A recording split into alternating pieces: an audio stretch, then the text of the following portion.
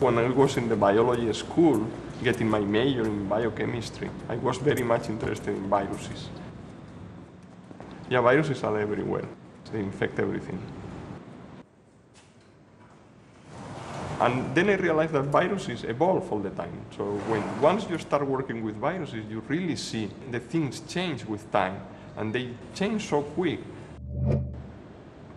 My name is Santiago Elena, and I work on studying the evolution of viruses of plants, viruses that infect plants. Viruses can be nasty. They are tiny parasites that infect the cells of plants and animals. This plant was hit with the tobacco virus. These two plants, they have the same age. Okay, they were potted at the same time, so they were like sisters.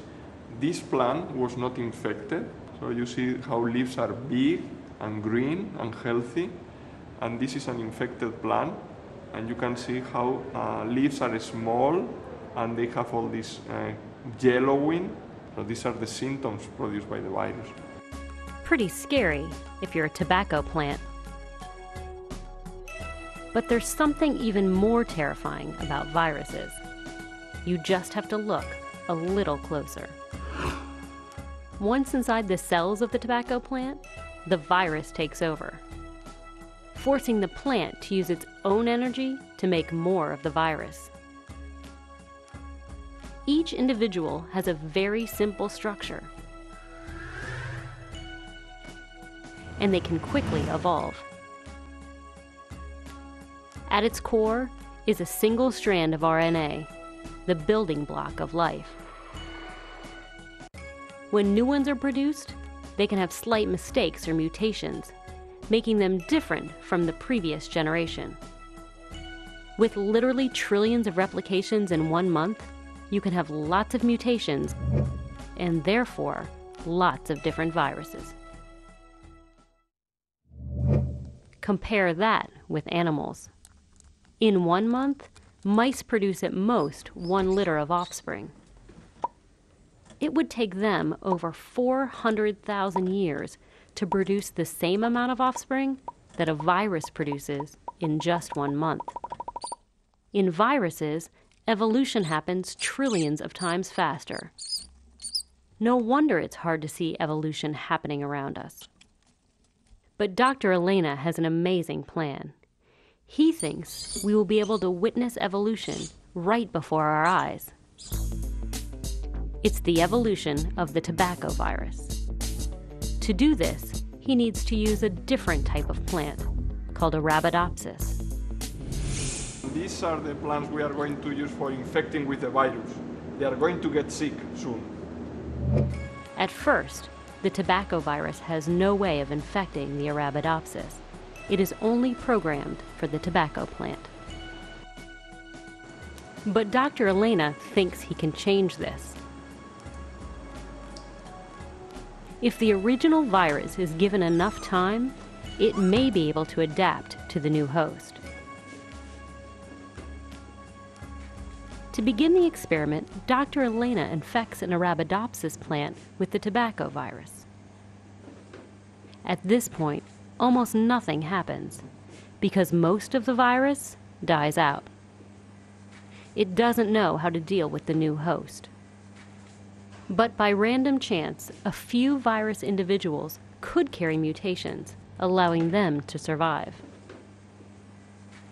Dr. Elena extracts the remaining virus and uses it to infect another Arabidopsis. He repeats this 30 times, continuously infecting, then extracting the virus on different Arabidopsis plants. After 30 rounds of evolution, will the new virus be different from the original one? Has evolution taken place? The final step of the experiment will reveal all. Now, Dr. Elena will use the original tobacco virus to infect one Arabidopsis plant. He will compare that with the descendant of the virus, the one that has had time to evolve. We will soon see if the new tobacco virus has changed and can infect an Arabidopsis plant, or if the right mutations did not occur and it simply dies out.